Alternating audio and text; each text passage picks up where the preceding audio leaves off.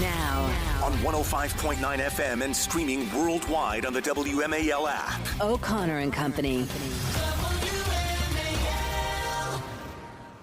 Good morning, Washington. It's 5:06 on News Talk 105.9 WMAL, where we are making sense of the news. So glad you're listening this morning. We have a great show today.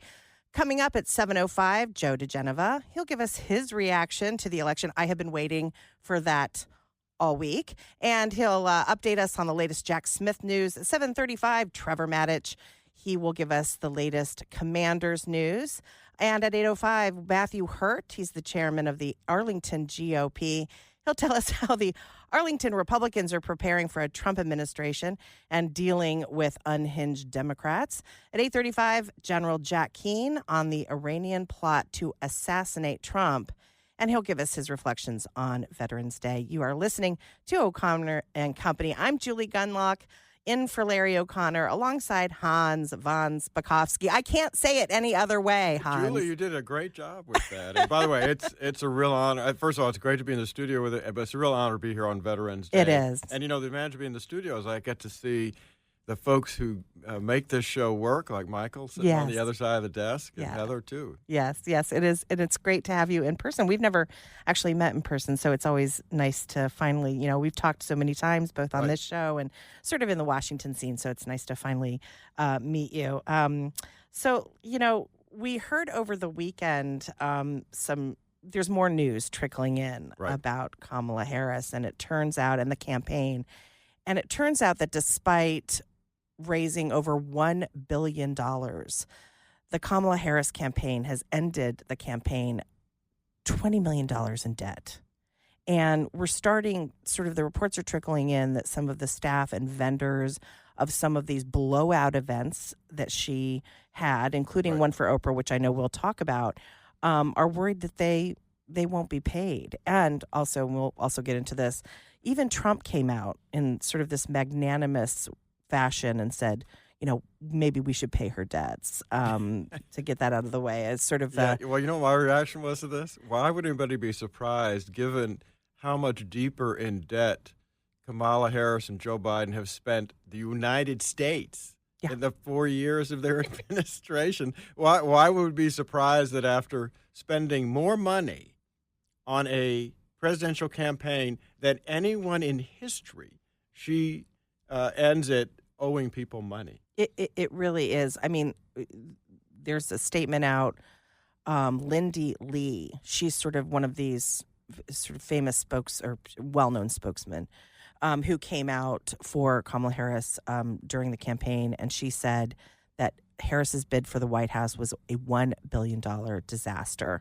Some of the things that I saw listed online, $3.9 million to an influencer recruitment agency. I'm too old to know what that is, frankly, Hans. I believe it's these, is it millennials? No, Gen Zers. It's Gen Zers who sort of do all these videos and dances in front of the camera. On the internet. Harry Sisson was one of them. $3.9 million. I mean, imagine. And it's just kind of gross and very transactional, the idea that these influencers are influencing, but really it's for money. And maybe they're not disclosing that. And we'll talk about that. But payments to private jet, millions to a private jet company, and then $100,000 to build a set for her appearance on the Call Her Daddy podcast. But the big news was that Oprah Winfrey, a billionaire, was paid $1 million for that town hall. Yeah, how dishonest. She's quoted as saying that at that thing that we're voting for values and integrity. Yeah, she was voting for value, all right, $1 million being paid to her. And, she has, for years, she's painted herself as this honest broker, right? Yeah. And yet she didn't disclose to anyone, to all her viewers, listeners, everybody, that actually I got paid $1 million by the Harris campaign. I mean, that ought to totally singe her reputation with people. Yeah. Now, you lead the Election Law Reform Initiative at the Heritage Foundation. Right. You're a former member of the FEC. Is this even legal? Because in that town hall, now I haven't rewatched it, but I don't believe there was any disclosure that she was, on behalf of Oprah. Did she disclose this No, to the no. viewers? In fact, when you're doing paid advertising, which is apparently what this was, there's supposed to be a disclosure statement at the end, and they should have. Look, if the town hall had been a news event, that's legitimate, okay? Right. But obviously, it wasn't a legitimate news event because Oprah Winfrey and her production company were being paid to do this, and there should have been disclosure at the end of it, in which Kamala Harris said, everybody's heard this, the standard announcement, I'm Kamala Harris and I paid for this advertisement. And that didn't happen. So they basically deceived the public. Well, but what can be done at this point? I mean, can they be fined? It's a kind of thing where, you file a complaint with the Federal Election Commission, and if they decide to investigate, then a year or 2 years from now, they might fine them. They won't do anything. Well, no, listen, remember, Hillary Clinton and the DNC ended up having to pay a penalty for deceiving the FEC when they paid for the Steele dossier. That's but right. remember, it came a couple of years after the campaign and all that had happened. And after how much had been spent on that investigation. Yeah, for a totally bogus, made-up claim. Which we still, by the way, have not received any apologies. Nope. There's been no contrition on the part of Hillary Clinton or any of the people at the FBI. I mean, Comer still, how much money is he? Am I right about that? He wrote that book and did a big book tour. Yeah. None of these people have apologized. In fact, they've really benefited from it. It looks like there's a bit of finger pointing going on between Vice President Harris and Biden. One Democrat familiar with the White House dynamics pointed the finger at Mike Donilon and Steve Riccialetti, Biden's top political aides. Mike and Steve, this is a quote from an article I'm reading, I believe this is Axios. Mike and Steve will have a lot to answer for, having him run for re-election at 80 years old. One person involved in the Harris team told Axios the 107-day Harris campaign was nearly flawless. We heard a lot about that this weekend, right? Nearly flawless? All these compliments. Yeah, it said the Biden campaign that preceded it was the opposite. Another person involved in the vice president's campaign said, quote, "We did what we could. I think the odds against us were insurmountable," referring to Biden's low approval ratings and his late exit after the disastrous June debate that raised questions about his mental fitness. A former Biden staffer dismissed the Harris team's criticism as making excuses for the vice president's failures. How did you spend $1 billion and not win? What the F? So there's going to be a lot of this sort of leaks and but backstabbing. What's interesting about this? All these discussions are about process, right? The campaign, how it worked. What kind of. None of it is about the actual substantive issues. That's right. That clearly drove the American electorate. Illegal immigration, the terrible economy, the fact that when people were going to the gas station to fill up their pickup truck, that they were paying more for gas than they'd ever paid. They're avoiding all of that. That's right. We will talk more about this, but first we are going to, it is 5:15, so we're going to get over to traffic and weather every 10 minutes. WMAL. Making sense of the news. Live From the Home Paramount Pest Control Studios. Home Paramount, the leader in pest control since 1939. Kamala Harris's campaign, just an insane amount of money. Some of the other things that we're seeing, again, $100,000 for the set. She built a set to go on a podcast, but then claimed she couldn't fly to Joe Rogan's podcast. This is the Call Your Daddy podcast. Right. Now, was the Call Your Daddy, remember that weird Gretchen Whitmer communion with a Dorito? That was the Call Your Daddy host, I think. Anyway, I'm not sure, but I think what's interesting about this is they spent all this money for influencers because supposedly that would reach the younger generation, right? Right. And yet when you look at the breakdown of the numbers of people voting, she lost a huge segment of young voters. I mean, significantly went down in comparison to the last election. Yeah, the young voters was really. So it's like it was as if the more young people saw her, the less they wanted to vote for her. Exactly. Well, it was interesting that, Trump goes on these long-form podcasts where he has these totally off-the-cuff, really kind of interesting conversation where he comes off as normal, totally normal, just a guy you can sit down and have a beer with, right? And she puts in these high-production value rallies. Let's listen to cut one, this to give you an example of one of these rallies.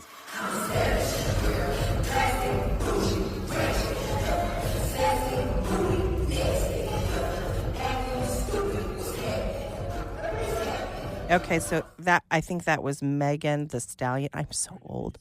Michael, thank you. Megan the Stallion. It's like Charlemagne the God. You're not supposed to say the God. Anyway, and here's cut two. This is Springsteen. How much did he get paid to sound pitchy? Carving you up all right. Say you gotta stay hungry. Well, I'm just about starving tonight. Oh, dear. Okay, that's enough. So you had these kinds of things. You had Katy Perry come out and sing. You had Beyonce come out and then disappoint the crowd by not singing.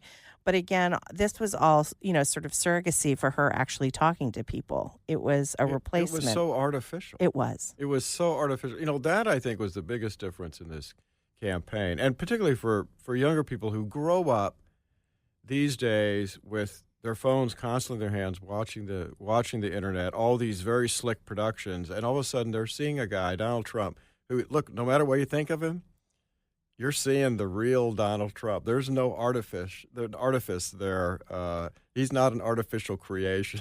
He's Donald Trump. And I think also coupled with Vance, Trump also was very good at explaining his vision, explaining his policy proposals, explaining what needed to be done, maybe in more colorful language, but he did explain it. And then Vance, who really eloquently explained his vision and Trump's vision, but also hit back on the misinformation so skillfully. And I think that combination, people felt very well informed. There's just all this talk about, I do love the campaign autopsies that are going on now where people are like, they didn't know her. She was vice president for 4 years. They act like this woman just came out of, the backwoods and we'd never, she was just this fresh, young, new campaigner. We've known her for 4 years. She had a whole campaign 4 years ago with Biden. We knew her. Right. Well, not only that, but she was the Attorney General of California. And when people started seeing what she had done as the Attorney General, that also really hurt her. Yeah. Yeah. And again, I think now we see it was all false. Again, one of these influencers went on TikTok. She claimed she was offered $50,000 to flip her support from Donald Trump to Kamala Harris. It's all a lie. It's all transactional. And I think the American public really picked up on that. We'll have much more to get. We have much more to get to. Right now, it is 5:21 on WMAL. If you're experiencing low energy, brain fog, or bloating, then your body might need a detox. So more on Kamala's insane campaign spending. Let's listen to cut 3. This is about that influencer who was offered $50,000 to flip her support. So cut 3. They're looking for people who can essentially say that they supported the other side and they've switched. Looking for you to post content, a certain amount of videos on TikTok, and some vlog-like stories on the other platform. They're paying all travel expenses for you and a friend and a flat rate fee. And morally, I can never go and support someone that I, myself, cannot stand behind. It was my husband was like, just put a number out there that they would never accept. Y'all, I straight up replied and I said, for this type of collaboration, and I can put the email at the end of this video. I said, for this type of collaboration, it would require for all my expenses to be paid for travel for me and a friend, obviously, food, hotel, travel, plus $50,000. And it was obviously a joke because who the hell would pay me $50,000 to attend a rally? But I was sadly mistaken when I got a response. It said, that sounds great. I'm sorry. Y'all do know that part of North Carolina just got washed away and they have no homes? And not to mention people are dying in other places, and you're going to pay me $50,000 to attend a rally for you and promote you on TikTok?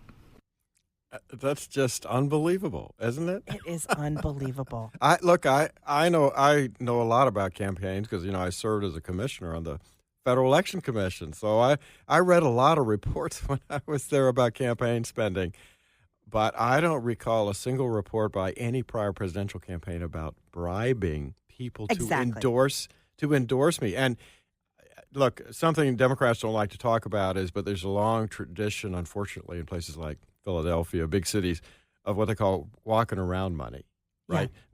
Dispersing cash. They seem to have translated that now to much bigger amounts of money. Yes. We will talk more about this and reflections on Veterans Day. Hans has a really touching story to share as well. It is 5:29. WMAL FM, Woodbridge, Washington, a Cumulus media station. Making sense of the news. News Talk 105.9. News now. On 105.9 FM and streaming worldwide on the WMAL app. O'Connor and Company. Good morning, Washington. It is 5:36 on News Talk 105.9 WMAL, where we are making sense of the news. We have a great show today. Coming up at 7:05, I've been waiting all week for Joe DeGeneva's reaction to the election and the latest Jack Smith news. At 7:35, Trevor Maddich.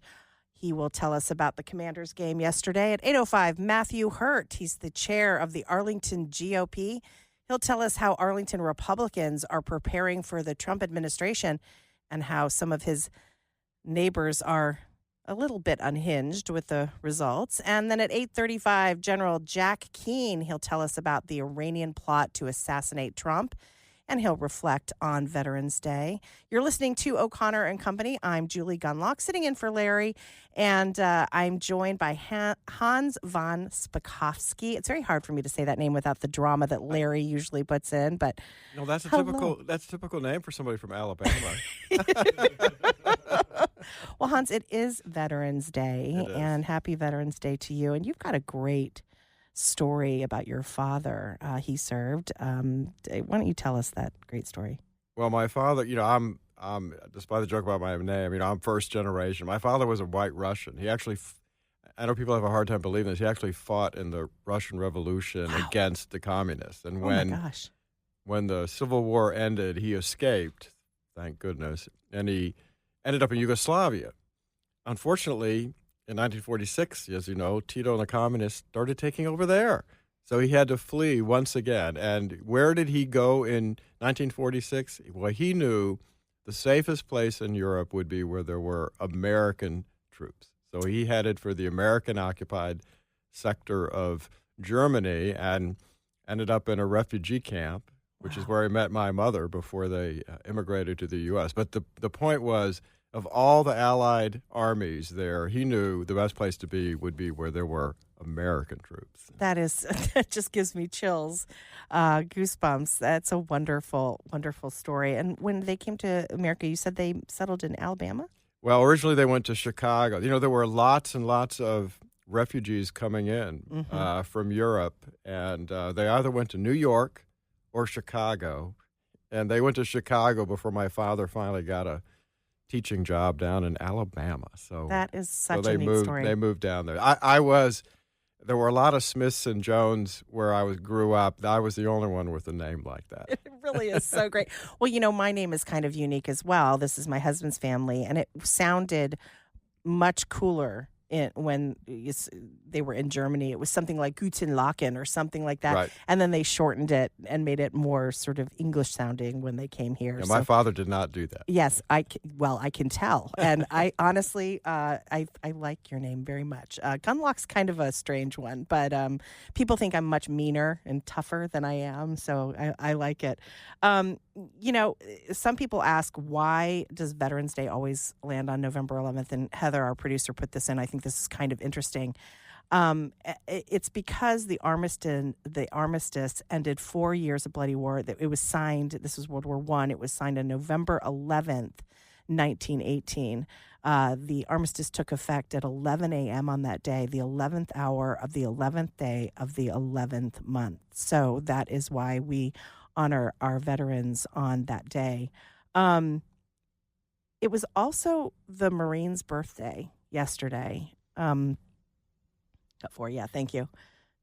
On November 10th, 1775, the Continental Congress resolution calling for 2 battalions of Marines to be raised for service as landing forces for the fleet would give birth to the Continental Marines. So happy birthday to the Marines. We have a lot of Marine listeners. And Winsome Sears, a Marine herself, she put out a message, cut 5. For 249 years, Marines have distinguished themselves not just by their valor, but by their readiness to confront the challenges that lie ahead, no matter how daunting those challenges might be.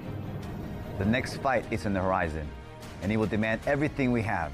Our reputation as warriors is not just a relic of our past, but a living testament to our nature. Our spirit is one of relentless pursuit, unmatched violence, and a steadfast will to win. Marines, our heritage is one of victory through superior might and unyielding perseverance. As we honor that heritage and our rich legacy today, we must also reaffirm our commitment to our nation, our families, and the Marines to our left and right. We will remain vigilant, and every Marine will be prepared to fight and win, no matter the cost. Happy birthday, Marines, and Semper Fidelis. Yeah, isn't that great? And I have to tell folks, all these people come to Washington, D.C., and they go to all the museums along the mall. I have to tell you, you need to go a half hour south, outside of Quantico, to the Marine Corps Museum. I think it is the best military museum I've ever been in, and it is worth the drive to go down there and see it. It is just great. You see it on 95 as you're heading down. It has this big spear that comes off the building and a big flag on top of it. So it's hard. You can't miss it. You can't miss it. That's a great suggestion. You have a day off today? Head down to the Marine. No, it's really good. And, I just love, all the military forces have their songs, but I just love the end of the Marine Corps song about, when everybody gets to heaven, they'll find the streets are guarded by the U.S. Marines. Well, that's the first time I've cried this morning. There'll probably be more coming up. We've got more coming up. More tears, probably. It is 5:43.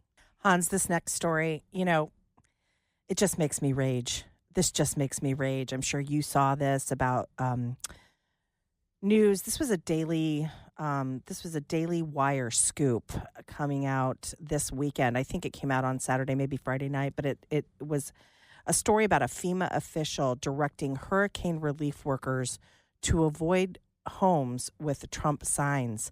According to the story, a FEMA official has been removed from a role after directing disaster relief workers to skip homes advertising support for President-elect Trump. In a statement to Fox News Digital, a FEMA spokesman said the agency is deeply disturbed after the incident. No kidding. Noting the official who gave the instruction was given no direction to tell teams to avoid these homes. The Daily Wire first obtained internal messages about the incident. In messages obtained, a FEMA official instructs workers to avoid homes. Okay, so this is absolutely outrageous. What was your reaction? It is. It is. But you know what I found? I read that story, and what was unclear to me from the story was, FEMA says, she's been removed from her responsibilities for this. Does that mean she's been fired from FEMA or just moved to a different position? Yes. I couldn't tell from the story. And knowing, unfortunately, the protections of civil service, I suspect she's just been moved somewhere else when in private industry she would have been fired immediately, which is what ought to happen to her. Well, this is also, is there any legal ramifications? Could she be arrested? Could she be charged with something? This seems like a violation of people's rights.